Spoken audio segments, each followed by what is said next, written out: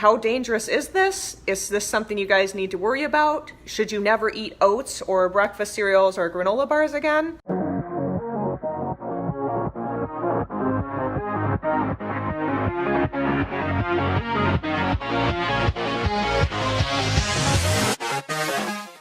I kind of want to open up talking about a question that I received from someone about pesticides in food.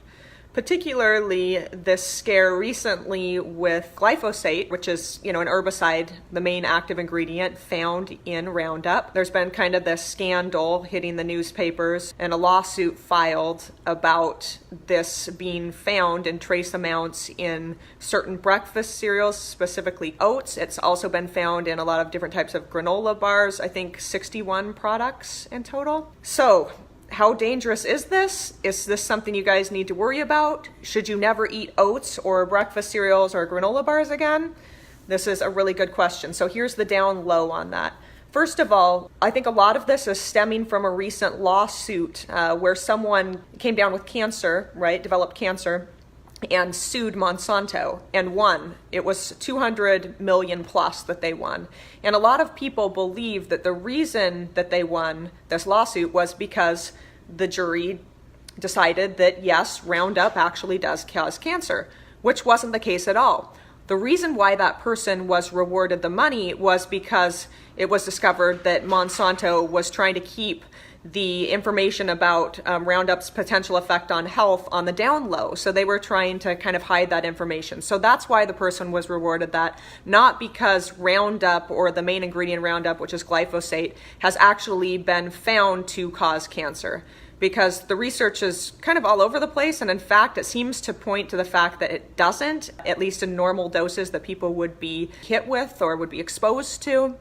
So it's really rather interesting. So I think that this testing of these products and the filing of this newest lawsuit is kind of riding on the coattails of that, somebody who's hoping to make a little bit of money, specifically because Quaker Oats has always been labeled all natural, which is a term that is kind of ambiguous. Nobody really knows quite what all natural means. There's been no decided upon definition. Certainly all natural would not mean having a synthetic herbicide in there in trace amounts, right?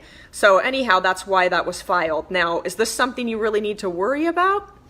It's important to understand that there's always a dose. And that's what makes something toxic, is having something in the right dosage. For instance, water can be toxic, right, at the right levels. If you drink too much water, you can die.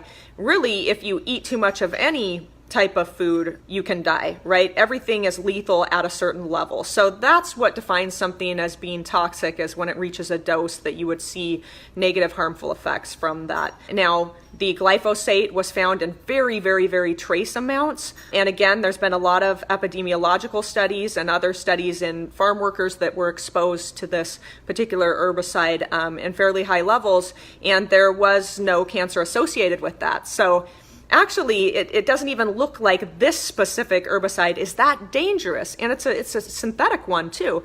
You compare that to some of the organic ones out there. There are a couple organic ones that are way more toxic. You can be exposed to these in much less of a dose and have very negative effects from these. So, trying to call things organic versus synthetic and scare people with this synthetic stuff and all the talk about chemicals is really kind of fruitless.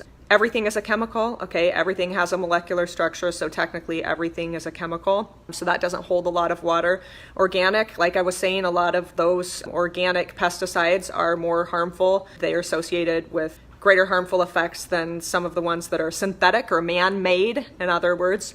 So yeah, it gets a little bit hairy when you try to get into the details of this stuff. So no, I would not stop eating oatmeal. The benefits of oatmeal are going to far outweigh this tiny little minute amount of glyphosate that is in there. Yeah, remember guys, always, whether something's poisonous comes down to the dose.